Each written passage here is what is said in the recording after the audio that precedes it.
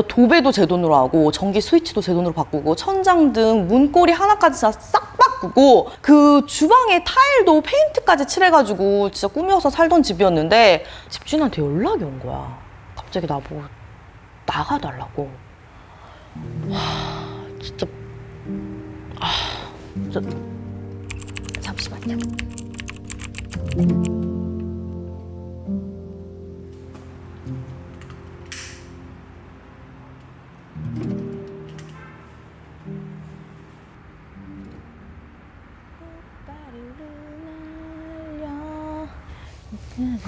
노래 부르지.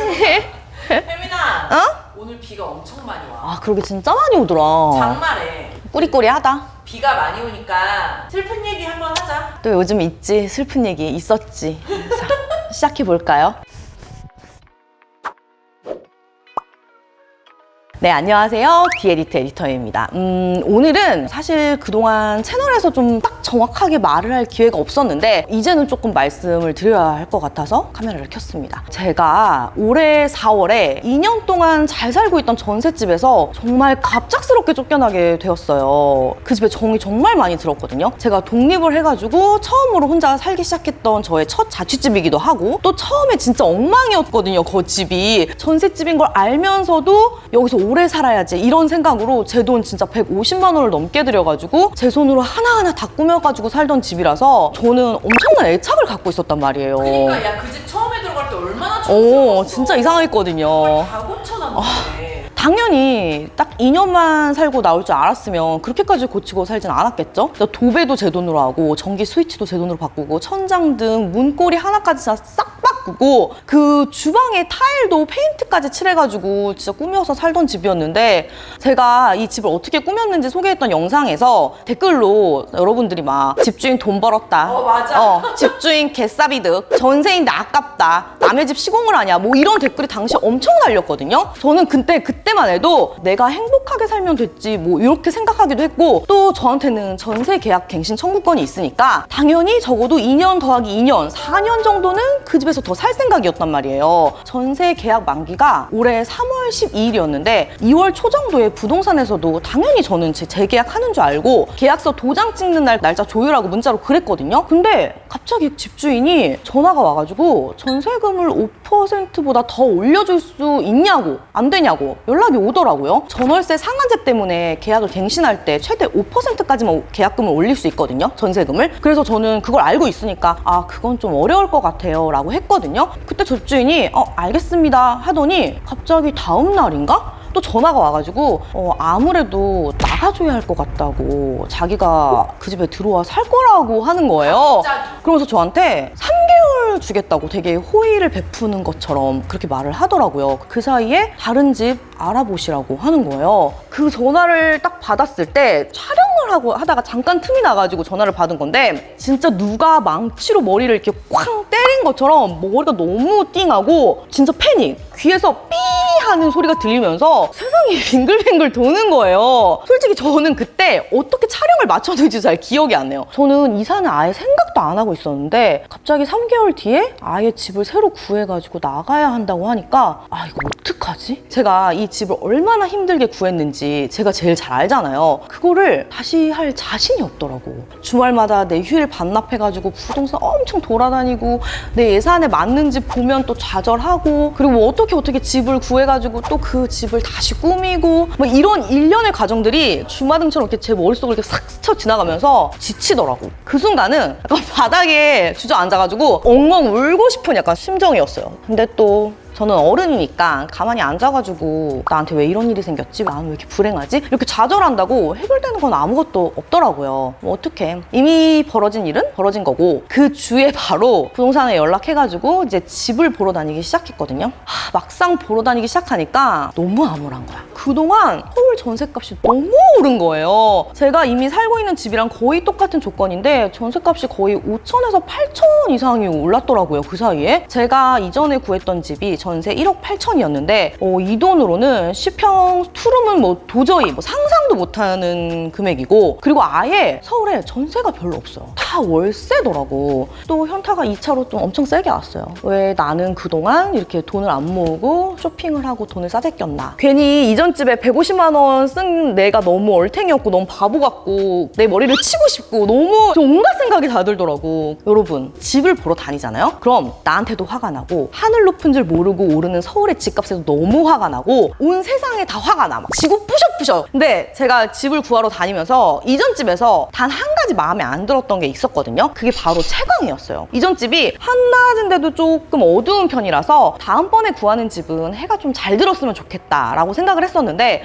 제 예산과 조건에 맞는 집인데 채광까지 드는 거는 안 되겠더라고. 그래서 약간 방향을 틀었습니다. 전세를 포기하고 월세로 간다. 나는 이미 벌써 10년차 직장인이니까 어느 정도의 고정 비용은 감당이 되는 어른이다. 이렇게 해가지고 그때부터 월세를 알아보러 다녔거든요. 근데 또 월세도 만만치가 않더라고. 이 월세라는 게 말이죠. 70만 원이랑 80만 원은 그렇게 큰 차이가 안 나는 거야. 근데 또 월세 90만 원까지 올리잖아? 그럼 조금 더 괜찮아져. 이렇게 얘 예산이 조금씩 올라가게 되는 거예요. 그리고 요즘 월세들은 대부분 오피스텔이 많잖아요. 근데 오피스텔들이 월세 가격이랑 상관없이 구조 자체가 너무 작게 나왔어요. 공간 자체가. 새로 짓는 오피스텔들이 애초에 평수가 진짜 작아. 너무 작은 거예요. 공간 자체가 되게 작으니까 수납할 곳이 없어요. 제가 2년 동안 10평 투룸에 살았고 이전 집에 장이 엄청 많았으니까 짐이 얼마나 많이 늘었겠어요. 새로 보는 오피스텔들은 옷장이라고 있는 게 진짜 요만한 낮고 작은 장 하나 있고 막 월세 90에 관리비 12만 원. 와.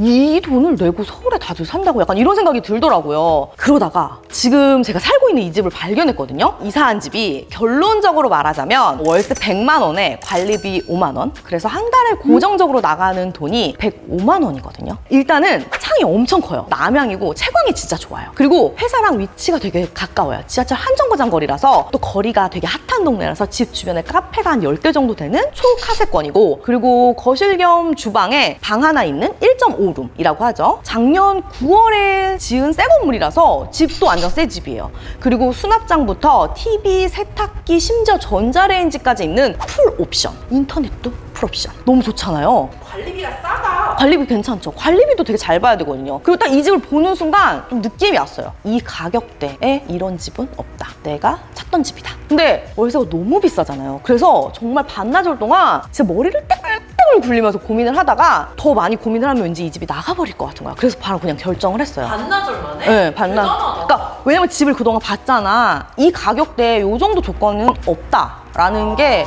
느껴지더라고. 그리고 3월 초에 저희 집으로 이사를 했습니다. 솔직히 월세 100만 원? 비싸죠. 이 영상을 보시는 누군가는 막 정신 나간 거 아니냐, 뭐 허황되다 이런 말을 할 수도 있는데 지금 와서 돌이켜보니까 저는 그때 약간 좀 되게 지쳤었던 것 같아요. 그 난리를 겪었잖아요. 그러니까 이제 더 이상 내가 하나부터 10까지 다 손봐야 하는 집을 구하는 게 싫더라고요. 어차피 남의 집이란 생각도 들고. 그래서 조금 무리다 싶어도 내 행복을 돈으로 해결할 수 있다면 괜찮은 거 아닌가? 이런 생각이 들더라고요. 물론 100만 원이 되게 큰 돈이라는 건 알거든요. 지금 이런 말 했을 때 진짜 골비였다. 그 돈을 아껴가지고 차라리 집을 사라. 이런 댓글이 달릴 거라는 걸 진짜 충분히 벌써 그 댓글이 네. 내 눈에 보여요. 알고 있거든요.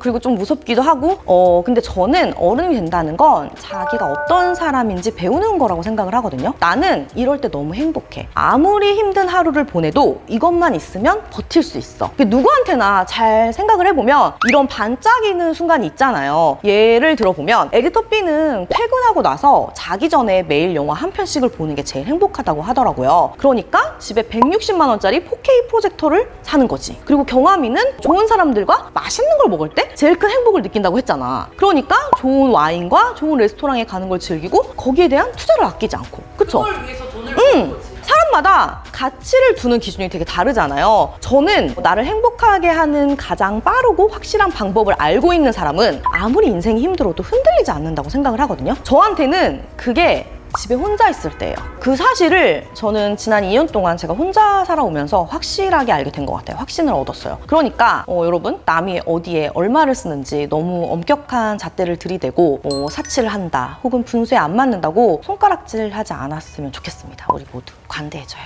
물론 제가 지금까지 이 집에서 한 3개월 정도 살았는데 진짜 여전히 100만 원이 넘는 돈이 나갈 때마다 가슴에 100만 원치 구멍이 뚫리는 것 같고 근데 진짜 확 확확 와요. 100만 원? 그리고 내가 이렇게 큰 돈을 쓰는데 내 미래는 어떻게 준비하지? 뭐 이런 불안감이 엄청 엄습할 때도 있거든요. 근데 또 하루 종일 정신없이 막 야근하고 일하고 집에 들어가서 내 규칙대로 정돈된 온전한 나만의 공간에 도착하는 순간 내 집이다. 이런 생각이 들면서 저는 마음이 되게 편안해져요. 그러니까 이런 거 보면 나 완전 아이 맞는 것 같아. MBTI? 네, 내향인간. 전 집이 너무 좋아요. 자, 여기까지가 지난 2월 전셋집에 쫓겨나가지고 월세 100만 원짜리 집으로 이사 오게 된 저의 근황이었습니다. 이 영상은 혼자 살아보겠습니다 시즌2의 프롤로그 같은 거라고 생각해 주시면 되고요. 다음 영상은 제가 이사 온 집에서 어떻게 살고 있는지 쭉 보여드리는 그런 온라인 집들이 같은 영상이 될 것 같아요. 여러분 많이 기대해 주세요. 대표님, 근데 네가 이사 온 집에 너 쫓아낸 집주인이 정말 그 집에 살고 있어? 그러니까 제가 어제 그 택배를 가끔 그럴 때 있거든요. 전집에다 시킨 거야. 그래서 그게 제가 우리 12시 넘게 퇴근했잖아. 근데 내일 파티 때 입을 옷이어가지고 내가 그거를 가지러 갔어. 근데 상식적으로 그 택배가 오후 3시에 왔거든? 근데 3시에 남의 집 택배가 왔으면 나한테 연락을 하던가 아니면 어디에 이렇게 잘 정리를 해놓을 거 아니야. 제가 어제 밤 12시에 제가 이전 살던 집에 갔거든요. 5분 거리라서 갔는데 진짜 아무도 안 살고 있는 것처럼 그 안에 박스가 그냥 이렇게 널브러져 있는 거예요. 집 앞에? 그래서 아직 퇴근을 안 하셨나? 3인 가족이 산다고 했는데 여기서 애기랑 부부가 그래서 약간 의심을 했어요. 불안해. 근데 뭐 이전에 갔을 때는 또 뭐 불이 켜져 있기도 하고 집주인이 어쨌든 살고 있는 상황이라고 알고 있고요. 뭐 향후에 뭐 그 분이 몇 개월 살다가 뭐 전세금을 올려서 다음 세입자를 받으면 뭔가 법적 조치를 취해야 하는 게 아니냐고 뭐 이렇게 말하실 수도 있는데요. 저도 좀 알아봤거든요. 근데 실제로 집주인이 내가 들어와서 살 거야 라고 하면은 제가 할 수 있는 건 사실 아무것도 없더라고요. 그래? 만약에 집주인이 살지 않는 거를 알고 다시 살을 준 걸 발견을 했어. 찾게 됐어. 그래도 내가 보상받을 수 있는 건 그렇게 크지 않더라고. 한 3개월치에 그걸 나눠가지고 그걸 좀 받을 수 있고 이사 비용 청구 정도라고 하더라고요. 그래서 저는 그냥 좋은 집을 얻었으니까 내 아이의 행복에 집중하면서 살기로 했습니다. 나쁜 건 그냥 빨리 잊어버리는 게 좋은 것 같아요. 이거를 저도 맨 처음에는 집주인을 엄청 원망하고 안 들어와서 하는 거 아니야? 분명히 올릴 텐데 막 이런 생각을 했었는데 생각을 하다 보니까 오히려 내가 할 수 있는 건 없는데 그런 생각들이 나를 오히려 좀먹고 있는 것 같더라고요. 나쁜 감정들은 그냥 내 마음에서 빨리 밀어버리는 게 나의 정신 건강을 위해 좋다라고 생각하기로 했습니다. 멋있다. 여러분 좋아요랑 구독 그리고 알림 설정을 해두시면 저의 집들이를 보실 수 있습니다. 끝!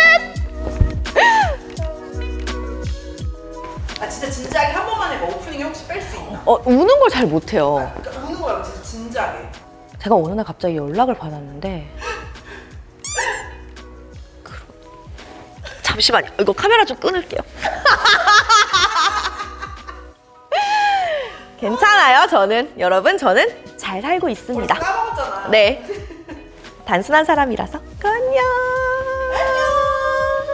근데 랜선 집들이는 이제 언제 해요? 그거는 모르겠어요. 하지만 곧 준비해 볼게요.